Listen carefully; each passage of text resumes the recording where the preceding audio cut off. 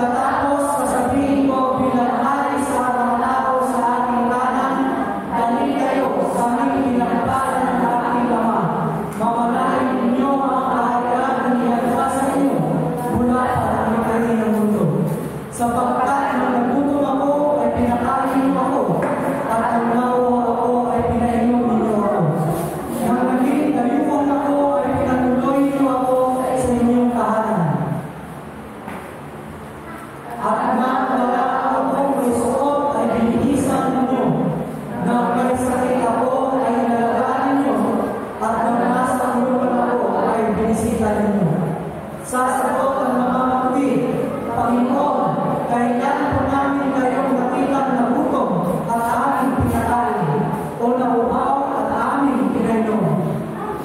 Kailan namin kayo nakita na nagdayuhan at aming pinatuloy o walang suot at aming binilisan? Kailan namin kayo nakita may sakit at nasa uluan at aming binisita? At sasagot ako bilang hari, sinasabi ko sa inyo ang totoo, nang ginawa niyo ito sa pinakahamak kong kapatid, para na rin niyo itong ginawa sa akin.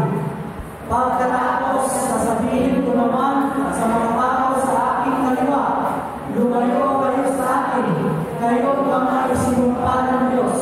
Doon kayo sa wala katapusan apoy, na inianda para sa diablo at sa kanyang mga kampo.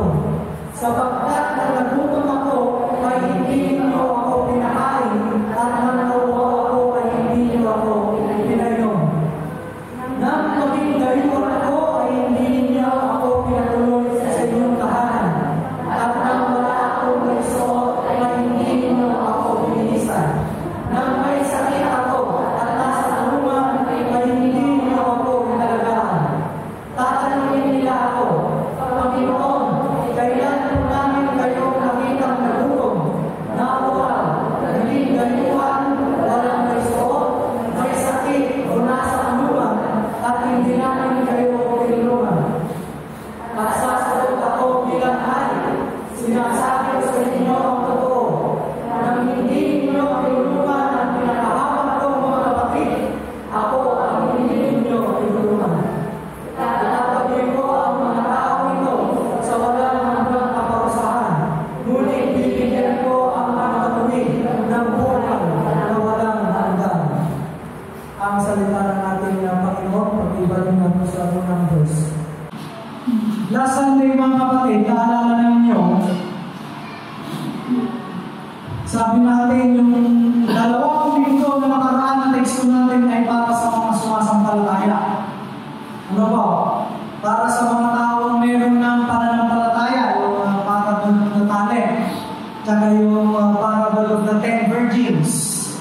Pero dito mga kapatid, binabasa kayo sa salitang pananampalataya. Si Jesucristo po yung nagsasalita nito mga kapatid. Ngayon, doon sa pananampalataya, magja-jump tayo patungo sa gawa. Katulad din ng binanggit natin noong nakaraang linggo, na dapat doon sa regalo, sa grasya, sa pananampalataya na mayroon tayo, dapat wino-workout natin yun. Dapat ini-invest natin, dapat pinapalago natin yun. Kasi kung ang gagawin lang natin sa ating pananampalataya ay ibabaon sa lupa, parang yung ginawa ng pangatlong alipin na itinabunan ang 1,000 salapi na ibinigay sa kanya, tayo ay mabubuta sa kaparusahan. Ganun katindi mga kapatid. Kaya dito, napakaganda. Sinabi ko rin sa inyo nung nakaraang linggo, yung sulat ni Apostol Pablo na tayo ay we are saved by faith and not by works. Tayo ay nasalba sa pamamagitan ng ating pananampalataya, yung hindi ng gawa, para walang sino man ang magyabang. Ano po? Ngayon, doon sa works, nilinaw natin na yun ay mga religious ordinances ng panahon nila. Yung mga ordinansa, yung mga kailangan nilang gawin sa loob ng relihiyong Hudyo. Okay pa, nakuha natin. Ngayon, ito mga kapatid, ang napakagandang gawain ay tinuro ng ating Panginoong Diyos sa mga tao. Una po dito sa verse 31. Ito, nire-recognize ng Panginoong Diyos yung kanyang sarili na siya ay magiging hari ng lahat, King of Kings and Lord of Lords. Kaya sinabi na yan, ako na anak ng tao ay dumating na bilang hari. So sinabi na mga kapatid, hindi lang pala nire-recognize yung sarili niya na magiging hari, bagos siya na yung hari. He is the King. So hari po siya na nagmula sa kalangitan papunta rito sa atin. Okay po mga kapatid. So doon pa lamang makikita na natin ang nature ng ating Panginoong Jesucristo ay Diyos. God. Bakit? Wala pa po kasing tao na nagmula sa langit, bumaba sa lupa, at ito'y bumalik sa langit. Diyan na pinapakita kung sino siya talaga. At upang magbigay din siya ng pag-asa doon sa mga tagasunod niya, doon sa mga taong naniniwala sa Kanya. Dumating na ang hari. Yun ang nais niya sabihin. Kaya kayo, na walang pag-asa, ay mayroon ng bago pag-asa sa pangalan ni Jesus. Verse 32, titipunin ko sa aking harapan ang lahat ng lahi sa mundo. Pagbubukod-bukurin ko sila tulad ng ginagawa ng mga pastor sa tupa at kambing. Ito yung araw ng pagbubukaw, mga kapatid. Ito yung panahon na pagkatapos ng tinatawag na rapture. Ano ba yung rapture? Sa rapture, lahat ng sa mata ng Panginoong Diyos ay karapat-dapat, bigla na lang niya tumulin sa iyong papawid. Isang araw mangyayari yun. Damit na lang yung nakikita sa atin. Ano po? So yung rapture, ang mga doon ay yung mga taong karapat-dapat righteous sa paningin ng ating Panginoong Diyos.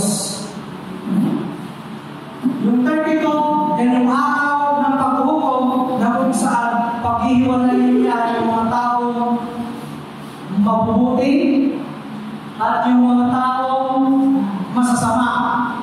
Pero pansinin natin yung verse 33, mga kapatid, ang ginamit doon, matutuwid. Matuwid, ibig sabihin right, righteous. Kasi sa katotohanan naman po, wala naman talagang mabuti. Diyos lang ang mabuti. Only God is good. Pero, bagamat hindi mabuti, hindi tayo mabuti, ay kaya naman natin mamuhay sa tama. Naalala ninyo yung example natin noon, si Melissa Yato, si Mariana, yung nagnakaw ng gamot sa butika para ibigay sa kanyang may sakit na nanay. Masamang gawain, pero tama. Tama gawin yun. Ano? Kasi kung hindi siya nagnakaw, yung kanyang nanay naman ay baka tuluyan na mamatay. Out of love, nag-risk siya to do bad things. Yeah. Doing bad things for the sake of love. Not good, but for the sake of love. Dito, paghihiwalayin ng ating Panginoong Diyos ang mga matutuwid at masasama. So magsasama-sama na tayo lahat dyan, mga kapatid. Sa susunod, sasabihin ng hari, sasabihin ng ating Panginoong Jesucristo bilang hari sa mga kanan, hali kayo pinagpala ng aking Ama. Mamanahin ninyo yung kaharian. Yan kayo ngayon. Yan na yung paradise. O diba? Inihanda sa inyo mula pa ng likhain ang mundo. Bakit sinabi ng ating Panginoong Jesucristo na mamanahin pala ng tao yung mundo? Yung kaharian ng ating Panginoon bago pa nalikhain ang mundo. Yun yung original na plano. sila ay nasa paraiso, sila ay binigyan ng responsibilidad na alagaan lahat ng buong creation ng ating Panginoong Diyos. Pero dahil sa kasalanan, nasira lahat yan. Naputol lahat yan. Kaya dito, yung plano ng ating Panginoong Diyos na ibibigay sana sa tao ang paghahari niya, nagkaroon na ngayon ng kategorya. Only those people who are righteous. Yung mga taong matuwid lamang ang siyang magmamana ng kaharian ng ating Panginoong Diyos. Ano ang ibig sabihin pag binana mo isang bagay? Sa iyo na. Di ba? Pwede mong gawin kung ano yung gusto mong gawin. At yan ay kaharian ng Diyos. Ibig sabihin, mas malawak pa yan sa imahinasyon natin. Hindi natin mai-imagine kung gaano kalawak, kung gaano malaki ang kaharian ng ating Panginoong Diyos. Siguro ang limitasyon lang natin, makapagmana ka lang ng dalawang two-story na bahay, okay na sa'yo. Malaking-malaki na yun. Ano? Pero pag sinabi natin kaharian ng Diyos, ay napakalawak kasi mas malawak pa yan sa kalawakan. Kaya hindi natin lubos o imagine kung gaano katindi yan ibibigay ng Panginoong Diyos sa mga taong matuwid. Yan ang reward. Paano nalaman ng ating Panginoong Kristo yung mga taong matutuwid? Dito niya in-explain sa verse 35. Nung nagutom ako, pinakain niyo ako. Nung nauho ako, pinainom ninyo ako. Nang naging dayuhan ako, pinatuloy niyo ako sa inyong tahanan. Nang wala akong may suot, ay binihisan ninyo ako. Nang may sakit ako, ay nilagaan ninyo ako. At nang nasa kulungan ako, ay binisita ninyo ako. Siyempre, makakatanong ka, paano ba nangyari yun? Hindi mo naman nakita yung Panginoong Kristo na bumabad sa langit, tapos humingi ng tubig sa'yo. Kahit sino namang tao, mga kapatid, kahit ikaw na yung sasabihin mong demonyo. Pag na-recognize mong Panginoong Kristo yun, mapapaluhod ka. Kaya na, kung pumunta sila sa isang lugar na may kuweba, tapos mayroong tao doon na sinaniban ng legion. Sinaniban ng napakaraming demonyo.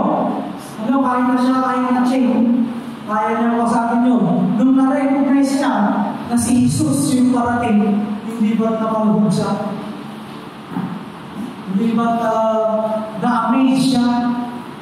E paano na lang kaya ang pagkaraniwa tao mga kapatid? Kahit sino, kahit ikaw pa ang pinakamasama sa mundo, pag nakita mo yung Panginoong Diyos, doon hinahatid ng species, ng ulam. Tapos hihinisan niya ng tubig. Napapala ka lang ng tubig, pagkakanap ka ng tubig. Ano? Ganun yun, hindi mo may imagine. Never mo may imagine na yung tinutulungan mo pala ay ang ating Panginoong Kristo.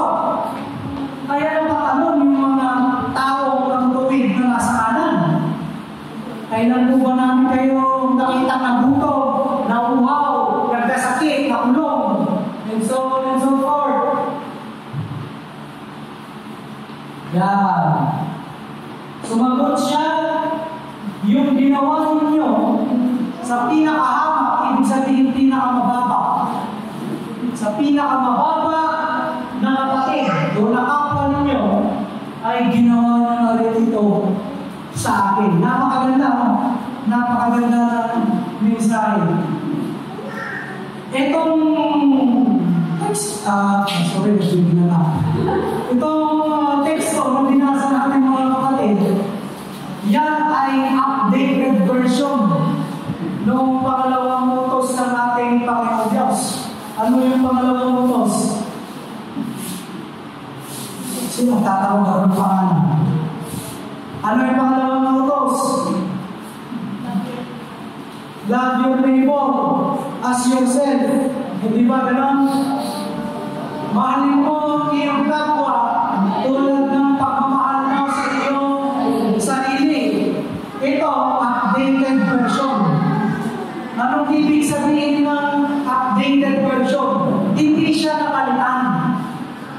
nadagdagan, yun ang update. May pagbabago. Pero hindi totally na binago. Kasi dito mga kapatid, hindi mo na lang basta mamahalin yung kapwa mo tulad ng sarili mo. Mamahalin mo yung kapwa mo kasi nakikita mo yung Panginoong Jesucristo sa kanya. Hindi ba yung love, the Lord your God? Mahalin mo ang Panginoong Diyos ng buong puso, buong isip, buong kaluluwa at buong lakas. Pero hindi mo nakikita. Hindi mo nakikita paano gagawin yun. Kaya bumaba, papunta sa tao. Dapat makita natin ang Panginoong Jesucristo sa buhay ng tao niyan. Kasi kapag yan, nakikita mo, at kaya mo siyang mahalin dahil na nakikita mo yung Panginoong Diyos sa kanya, ay hindi rin imposible na mahalin mo ang Panginoong Diyos tulad ng sinabi niya. Ito ay update mga kapatid. Meron kayong nakita dyan doon sa kanan sa lahat ng sumasampalataya sa akin ay kasama doon sa mga tupa, kasama sa kanan. Wala. Bakit? Hindi ibig sabihin may pananampalataya ka ay matuwid ka na. Matuwid ka na. Mga kapatid, ang doktrina kasi ng pagkaligtas na pakalamin. Ito, binasa ko, maganda. Kasi ang pinapakita ng versikulo nito kung paano mamuhay ng isang matuwid na tao. Kaya pananampalataya mga kapatid, hindi puro salita, hindi puro dada, hindi puro panalangin, hindi puro simba-simba. Hindi. Yan, para maging tuwid tayo sa tingin ng ating Panginoon Diyos, ay kailangan mo pakainin ng mga lutong, bihisa ng mga walang damit. Ayan. Bisitahin yung mga nasa kulungan. Ano ba? Bisitahin yung mga nasa hospital. Ibig sabihin mga kapatid, tutulong ka sa pangangailangan ng iyong kapwa. Tutulong ka. Tulad ng nangyayari ngayon sa Cagayan. Cagayan. Marami ngayon dyan ang tumutulong. May selfie pa. Ano? Selfie, ipopost sa Facebook. Importante, tumulong pa rin sila. Gano'n, napakaraming tutulong kahit yung mga taong sabihin na natin hindi talaga nagsisimba. Pero nakikita naman yung buhay nila na tumutulong. Base sa paningin ng Panginoon, hindi sa paningin ng tao. Sa paningin ng Panginoon na sila ay tumutulong, abay, matuwid sila ayon sa standard ng ating Panginoong Diyos. Matuwid ang usapan dito. Bakit matuwid? Tulad ng sinabi natin noong nakaraan, yung audience kasi ng ating Panginoong Jesucristo ng mga kapatid ay meron na pananampalataya. Meron na kahit Pariseo, kahit Saduceo, meron ng pananampalataya yan sa ating Panginoong Diyos. Hindi na nila kinikilala ang ating Panginoong Jesucristo na siya yung Bisaya. Okay po, maliwanag yun mga kapatid. Okay. Sige, next. Kaya, nung naging gayuhan siya, pinatuloy sa tahanan. Sa panahon ngayon, tumpakto strangers. Kasi hindi mo man alam. Kaya tumpakto strangers. Pero dito sabi mga kapatid, ay pinatuloy mo ang gayuhan. Tatanungin nila ang Panginoon, kailan mo namin kayo nakita ang nabutong ng uhaw? May sakit at hindi namin kayo tinulungan. Next, ito sa kaliwang pakit, tinanong nila, hindi nyo ako tinulungan. Nung mga kailangan ako, hindi nyo ako tinulungan. Yung sitwasyon nila noon, mga kapatid, pagka ikaw kasi ay Israelites, mayroon silang magandang komunidad. Tulong-tulong sila doon. Wala doon yung papatay ka out of nowhere. Wala doon yung nanakawan mo ng tupa, yung kasama mo. Okay yung samahan ka. Doon sa mga pisan, doon sa mga farmers, doon sa mga taong masasabi natin mahirap. Walang gulangan ng panahon nila. Sino ba yung nanggugulang? Yung mga nasa posisyon. Yung mga may kapangyarihan, yung mga may authority. Sino yung audience na natin Panginoon Jesus dyan? Yung mga may hirap.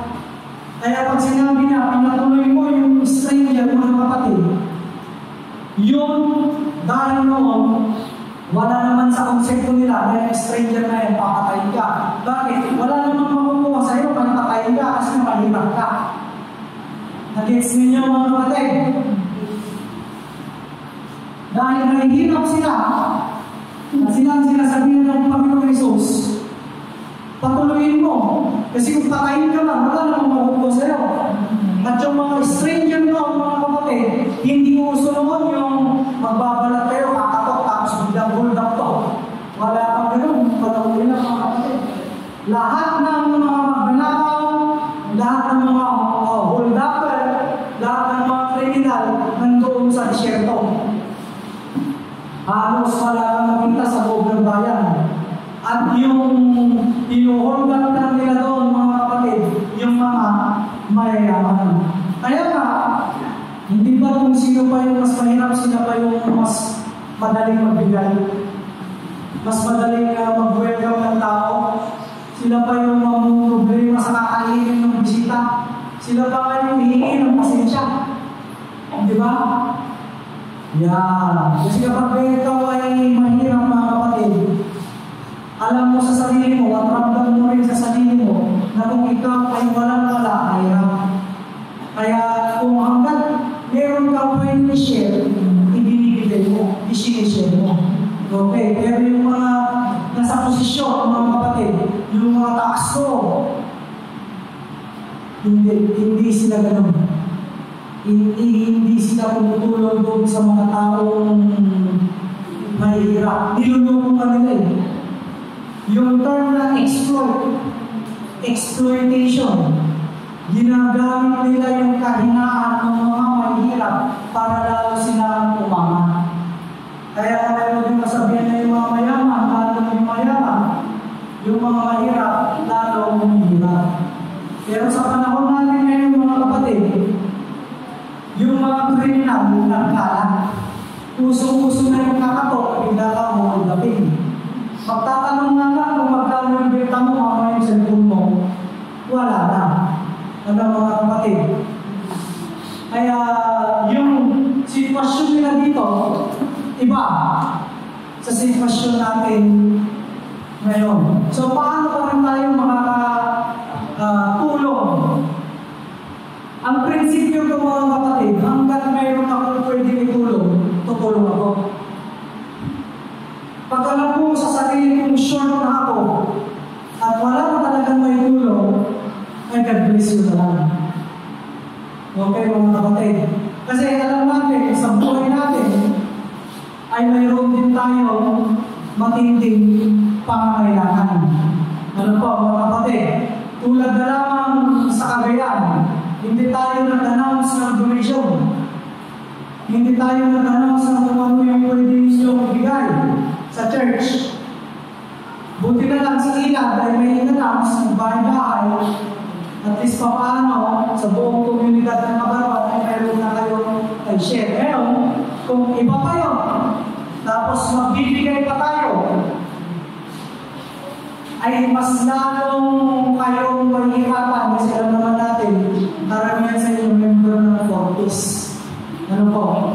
At dahil sa katatapos na bagyo, during the bagyo, wala rin tayo nahuli isla. Ayun. Okay mga kapatid. Kaya nga, pagtulong hanggang kaya ng tumulong, hanggang meron sa'yo, sige tumulong ka. Ang mahirap kasi, meron ka namang pagtulong, pero ayaw mong tumulong, yun naman ay pangdadamot. At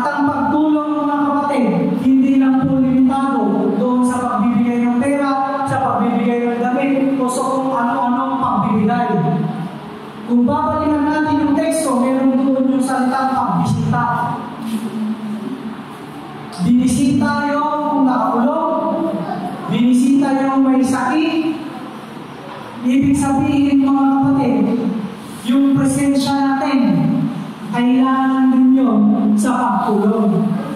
Okay po. Kaya ang pagtulong, napakaraming paraan para tumulong kung sa salarin man ay hindi tayo makatulong, pwede naman yung presensya natin. Pwede tayong humingi ng tulong sa iba. Gamitin natin yung ating sarili para maging daan, para makahingi ng iba pang tulong sa iba. Okay, mga kapatid. Ano ba yung nangyari po sa mga kaliwa kung hindi sila matuloy? Yung mga binanggit ng ating Panginoon Jesucristo, hindi sila tumulong. Nung nakita nila yung list of the brethren, yung pinakamababa sa kanila, hindi sila tumulong. Bakit? Pag ikaw kasi mga kapatid mayaman, ang atensyon mo wala naman sa kanila. Pag ikaw yung taong busy sa mundo nito, busy sa karir mo, yung atensyon mo wala naman sa kanila. Siyempre, nandun lang sa karir mo, nandun sa mga gusto mong mangyari. Kaya habang tumatagal ng panahon, nauutos ang panahon, nawawalan ka ng panahon para tumulong sa iba hanggang sa araw na ikaw ay mamatay. Kaya yung mga tao nyo na nasa kaliwa, hindi sila i-consider na matuwid. Kasi yung katuwigan nila, yung tamang daan nila, hindi doon sa pagtulong, bagkus nandoon sa sarili nila. Ngayon, pagka sinabi nila natin pagiging selfish, napakaluwag ng usapan nito.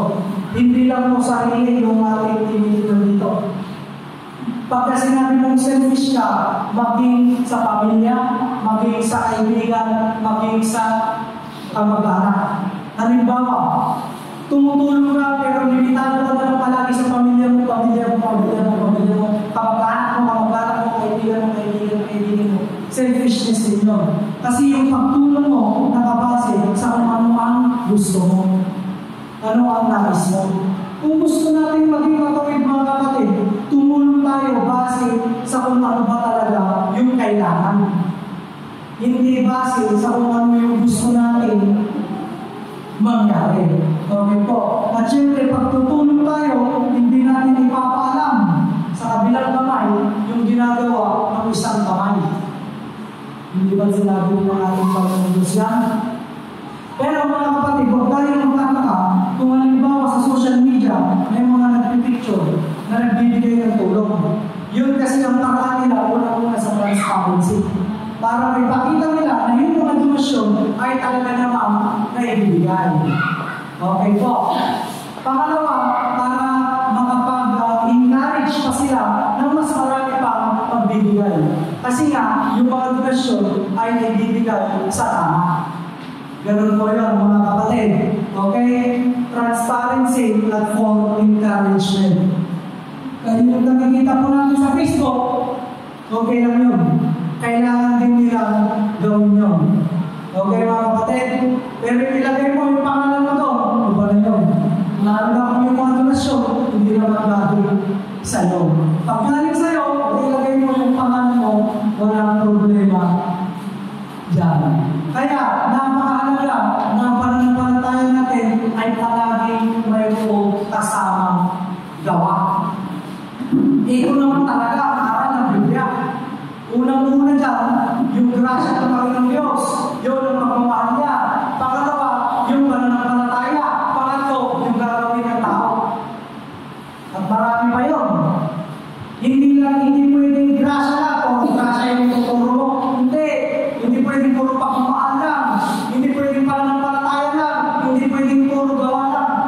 Dapat yun, kumpleto, Ricardo. Kaya sa atin, tingnan natin. Tumutuwid pa ba yung daan natin o bumabaluktot na?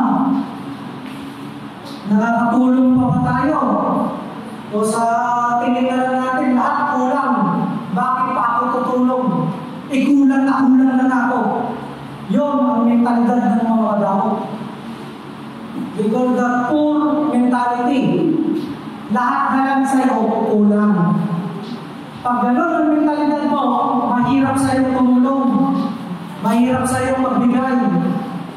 Kasi kahit sasabihin mo, kulang na kulang ka.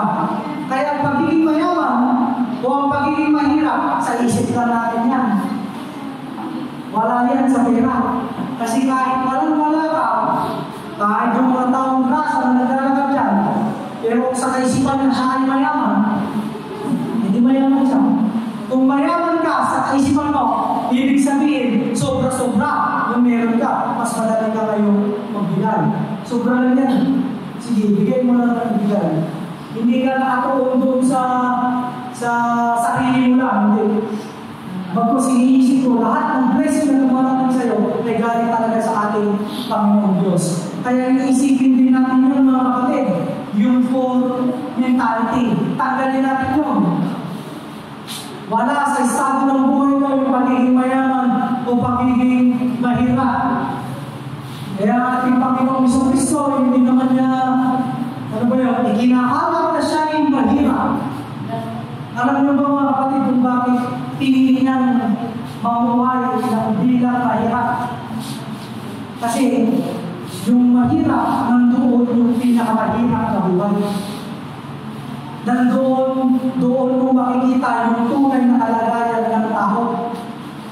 Doon mo makikita yung mga taong hindi plastic. Doon mo makikita yung mga taong nawawalan na ng pag-asa, hindi na alam ang gagawin. Problemado na sa buhay ng doon sa lower class ng ating society. Pagdating kasi sa upper class, masaya naman din. Di ba? Awanan, party, punta sa mga disco, ganyan. Pagka-depressed, hindi ko ng bagong iPhone. Ang problema yan. Pag-break si Joe, papasanay buong estate, kaya nyo naman. Diba? Sa pagkain, sa kirahan, sa pananamit, wala silang kakulangan. Yung basic nila nandun lahat. Pero pagdating sa mahirap, kailangan lahat yun, mga kapatid. Kaya, dyan, ang audience ng Panginoong Diyos ay mahirap kasi siya ay naging mahirap din. Pero ang tinuturuan na rin dyan, mga mahirap. Kasi tayo, na mga mahirap, si Pastor nalaman lang ang pagmamayari. Lahat tayo na mahirap mga kapatid ay tinuturuan ng Panginoong Kristo na magbigay. Na mas lalo pa tayo magbigay. Ito yung daan natin patungo sa Kanya. Daan, matuwid, papunta sa Kanya. Kaya always remember yung righteousness, mga kapatid. It's not just about faith. It is also about righteousness. Sa naman na sa Espiritu ng Panginoon.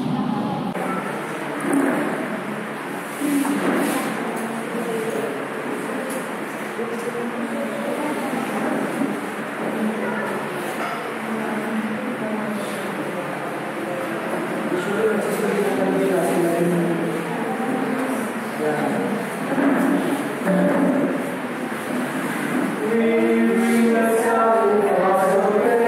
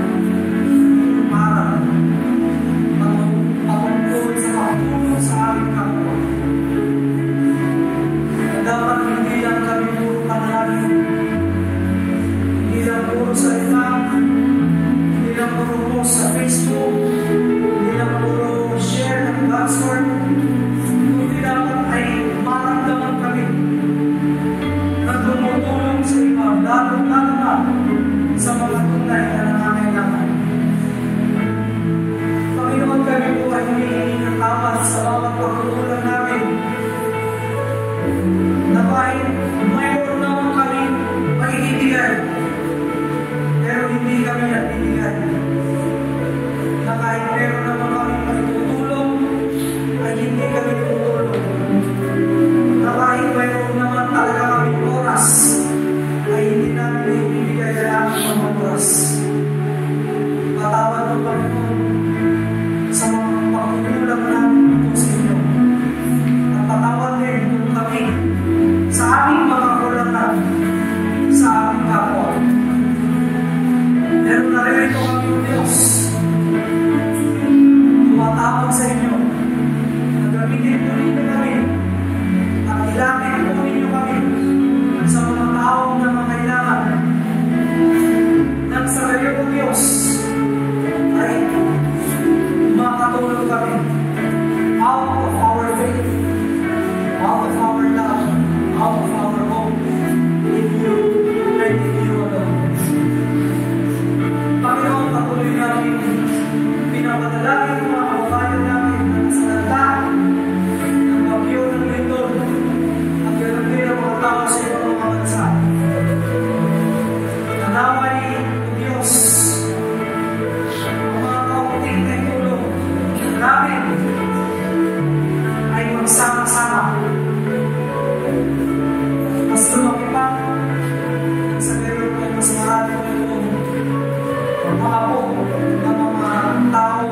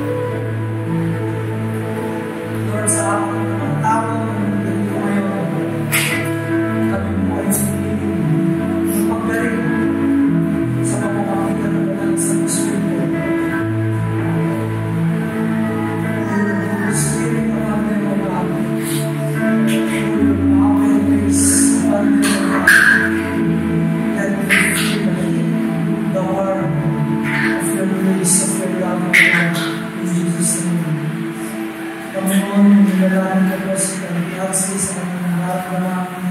Lord, for the sickness, for the storm, we are asking you, Lord, the powerful of Jesus Christ, the powerful presence of the Holy Spirit,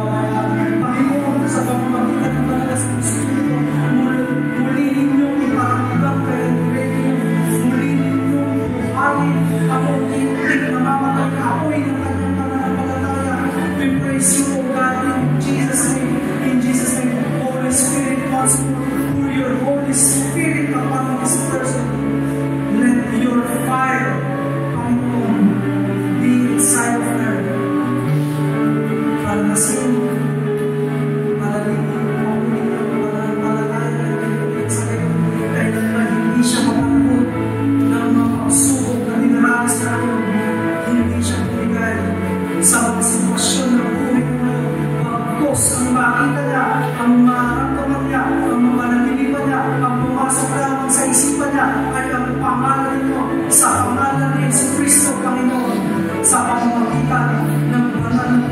siya ng Holy Spirit. In Jesus' name. In Jesus' name we pray. Amen. Tanggapin niyo mga kapatid na nagdagdag siya ang pagmamahal. At lagi po ninyo isipin kahit na naman hindi kayo nag-iisa, na kayo naman lagi kayo nagpapagpulos. Binabantay kayo 24/7. Ang kailangan na lang lumapit at tumulog sa kanya. At handang na tayo kayong yamakin. At handang na tayo padala. Mayakap malakasin kayo sa pamamagitan ng Santo Espiritu. Sa ngalan ng mga anak ng Santo Espiritu, sa pangalan ni Jesus.